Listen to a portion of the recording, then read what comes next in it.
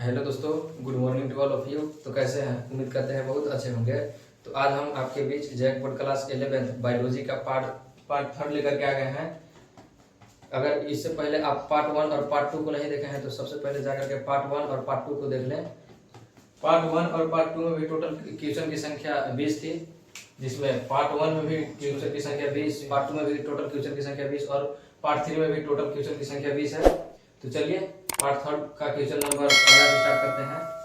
Question number पहला कहता है, पुष्पी पादपों का वर्गीकरण द्वारा प्रस्तुत किया गया। किसके द्वारा प्रस्तुत किया गया? तो इसका राइट आंसर हो जाएगा बेंथम एवं हुकर, यानी कि बेंथम एवं हुकर के द्वारा पुष्पी पादपों का वर्गीकरण प्रस्तुत किया गया था।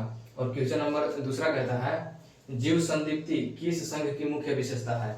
ये हो जाएगा टीनोफोर, यानी कि टीनोफोर जो है टीनोफोर संघ की मुख्य विशेषता है वो होता है जीव संदीप्ति। और क्वेश्चन नंबर थर्ड कहता है, चौपटे कृमि को किस संघ में रखा गया है?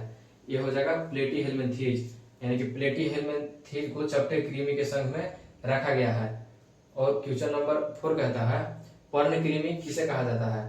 इसका राइट आंसर हो जाएगा फेसियोला, यानी कि फेसियोला को पर्णकृमि कहा जाता है। और क्वेश्चन नंबर 5वां कहता है, फाइलेरिया कृमि का जैविक नाम क्या है? फाइलेरिया कृमि का जो जैविक नाम होता है वो होता है बुचेरेरिया बैनक्रोफ्टी, यानी कि बुचेरेरिया बैनक्रोफ्टी जो है फाइलेरिया कृमि का जैविक नाम है। और क्वेश्चन नंबर 6 कहता है, रक्त चूसक जोक किस संघ का जीव है? रक्त चूसक जोक जो है वो है एनेलिडा संघ का जीव है। और क्वेश्चन नंबर 7वां कहता है, प्राणी जगत का सबसे बड़ा संघ है। प्राणी जगत का सबसे बड़ा संघ होता है वो होता है ऑर्थोपोडा। और प्राणी जगत का दूसरा सबसे बड़ा संघ होता है वो होता है मोलस्का। शायद क्वेश्चन नंबर आगे दिया गया होगा। और क्वेश्चन नंबर 8वां कहता है, लगभग कितने जाति पृथ्वी पर ऑर्थोपोडा है?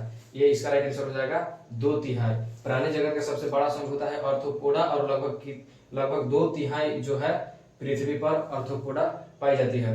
और क्वेश्चन नंबर 9 कहता है, ऑर्थोपोडा में उत्सर्जन किसके द्वारा होता है? ऑर्थोपोडा जो होता है उसमें उत्सर्जन होता है मैल पीगी नलिका द्वारा।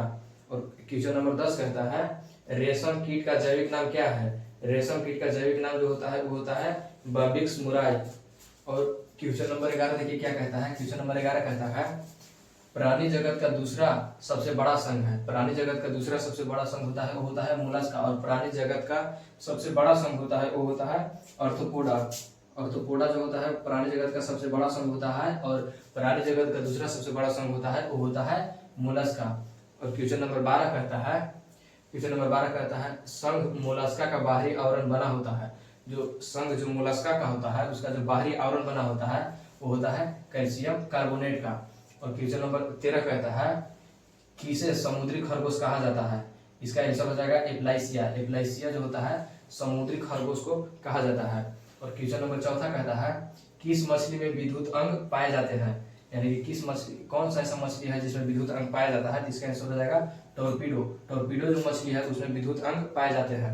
और क्वेश्चन नंबर 15 कहता है, किस मछली में 20 दंश पाए जाते हैं? इसका भी आंसर हो जाएगा टोरपीडो, यानी कि टोरपीडो ही एक ऐसा मछली है जिसमें विद्युत अंग भी पाया जाता है और 20 दंश भी पाया जाता है। और क्वेश्चन नंबर 16 कहता है, किस संघ के सभी जीव प्रायः समुद्रवासी होते हैं? इसका आंसर हो जाएगा एकाइनोडर्मेटा, यानी कि एकाइनोडर्मेटा के संघ में जितने भी आने वाले जीव होते हैं वो प्रायः समुद्रवासी होते हैं। और क्वेश्चन नंबर 17 कहता है, किस वर्ग में 4 जोड़ी क्लोम होते हैं? यानी कि किस वर्ग में 4 जाति क्लोम छिद्र होते हैं? इसका आंसर हो जाएगा ओस्टिकथीज। जिस प्रकार मछली में गिल्स यानी कि क्लोम को ही इंग्लिश में गिल्स बोला जाता है, तो जिस प्रकार मछली में गिल्स पाया जाता है उसी प्रकार ओस्टिकथीज जो है जंतु उसमें भी 4 जोड़े क्लोम छिद्र पाए जाते हैं, यानी कि 4 जोड़े गिल्स पाए जाते हैं। क्वेश्चन नंबर 18 कहता है, वृक्ष मेढक को किस नाम से जाना जाता है? वृक्ष मेढक को किस नाम से जाना जाता है? इसका आंसर हो जाएगा हायला, यानी कि हायला के जो है वृक्ष मेढक के नाम से भी जाना जाता है। और क्वेश्चन नंबर 19 कहता है, वर्ग स्तनधारी का सबसे मुख्य लक्षण है। ये जो वर्ग स्तनधारी होता है उसका सबसे मुख्य लक्षण होता है वो होता है स्तन ग्रंथि। स्तन ग्रंथि जो होता है स्तनधारी का सबसे मुख्य लक्षण है।